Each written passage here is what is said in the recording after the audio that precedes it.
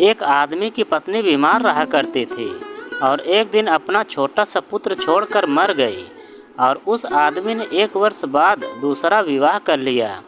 दूसरी पत्नी उस लड़के से द्वेष करती थी और उसने अपने पति से कहा वह उसके साथ नहीं रहेगी जब तक कि वह उस लड़के को जान से न मार दे।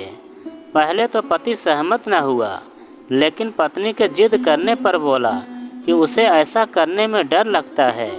यदि वह ऐसा स्वयं करना चाहे तो कर सकती है। वह बोली, नहीं, यह तुम्हारा लड़का है और तुमको ही उसे जान से मारना पड़ेगा। अगर वह मेरा लड़का होता तो मैं ऐसा ही करती।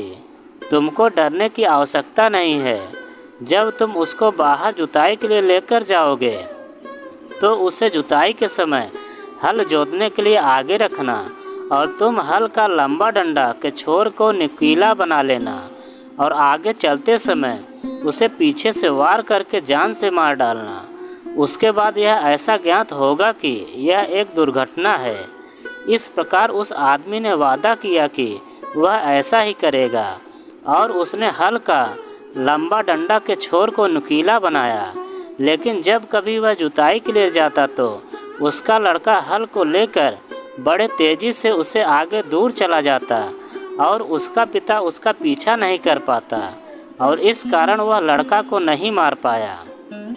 तब उसकी पत्नी ने अपने पति को बहुत भला बुरा कहा और कहा कि वह उसे कपट दे रहा है। इस पर उस आदमी ने कहा कि अगले दिन वह इस कार्य को पूरा कर देगा और उसने अपने पत्नी से कहा कि उनके जाने से पहले लड़के को गर्म स्वादिष्ट जलपान कराए ताकि उसे अंतिम बार कृपा भाव मिल जाए।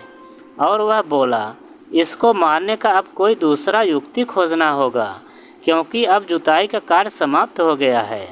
किंतु उसकी पत्नी बोली, हीरा नीचे जाकर सांवा की जुताई करेगा और बैल सांवा खाने लगेंगे, इसलिए उसे उसको रुकना पड़ेगा। तब तुम कदम बढ़ाकर अपने बेटे के पास पहुंच जाना और इस तरह तुम उसे सहूलियत से पकड़ सकोगे।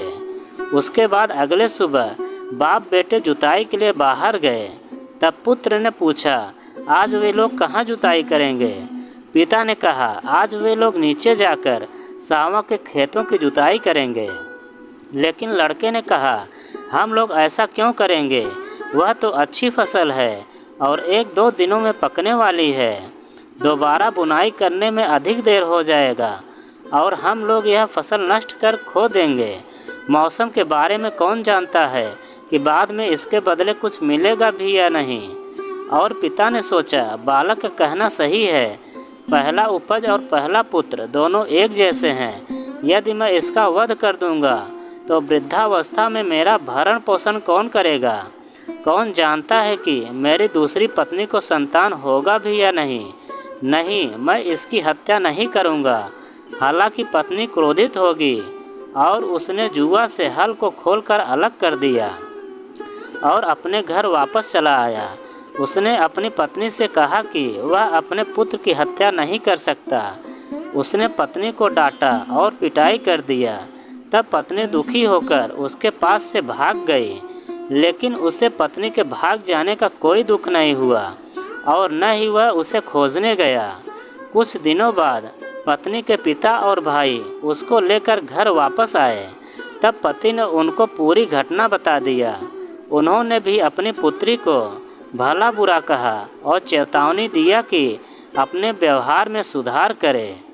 तो यह कहानी का अभिप्राय यह है, बहकावे एवं शीघ्रता में किया गया कार्य हमेशा पछतावा का कारण बन सकता है। अतः कोई भी कार्य सोच विचार कर करना चाहिए। तो दोस्तों, यह कहानी आपको कैसी लगी कमेंट में हमें ज़रूर बताएं। और आप अगर हमारे चैनल पर नए हों तो प्लीज़ चैनल को सब्सक्राइब करें और वीडियो को लाइक ज़रूर करें, क्योंकि हम आपके लिए ऐसे ही वीडियो लाते रहते हैं।